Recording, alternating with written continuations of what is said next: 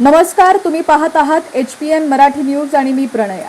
शेतकऱ्यांसह संपूर्ण महाराष्ट्र ज्या क्षणाची आतुरतेने वाट पाहत आहे ती आता संपणार आहे। बळीराजासाठी अत्यंत मोठी आणि दिलासादायक बातमी समोर येते।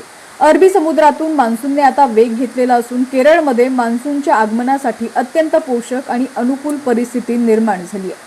भारतीय हवामान विभागाने दिलेल्या ताज्या माहितीनुसार मान्सून आता अगदी उंबरठ्यावरती येऊन पोहोचलाय।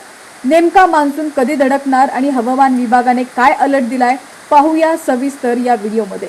उन्हाच्या तीव्र झळा आणि उकाड्याने हैराण झालेल्या जनतेला आता लवकरच गारेगार दिलासा मिळणार आहे। पुणे हवामान विभागाचे शास्त्रज्ञ SD सानप यांनी दिलेल्या माहितीनुसार मान्सूनने अंदमान आणि निकोबार बेटे आता पूर्णपणे व्यापली आहेत। एवढंच नाही तर अरबी समुद्राचा काही भाग आणि श्रीलंकेच्या काही भागात मान्सूनने यशस्वी घोडदौड केलेली आहे। हवामान विभागाने दिलेल्या माहितीनुसार 26 मेच्या आसपास मान्सून केरळमध्ये दाखल होण्याचा अंदाज वर्तवण्यात आला होता। या तारखेमध्ये 4 दिवस पुढे किंवा मागे असा बदल होऊ शकतो।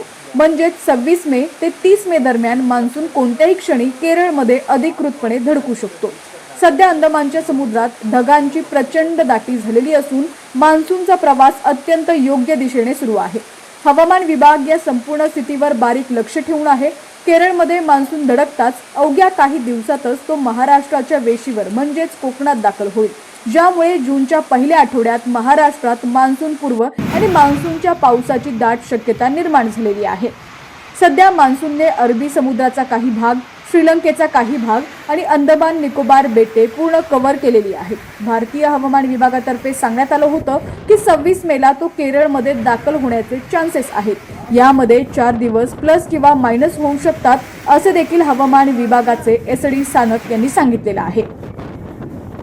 तर हा अंदाज पाहता यंदा मान्सून वेळेवर आणि दमदार असणार अशी चिन्ह आहेत। त्यामुळे आता बळीराजा देखील शेतीच्या मशागतीला वेग देणार यात शंका नाही। हवामान बदलाच्या आणि मान्सूनच्या प्रत्येक अपडेटसाठी पाहत रहा HPN मराठी न्यूज।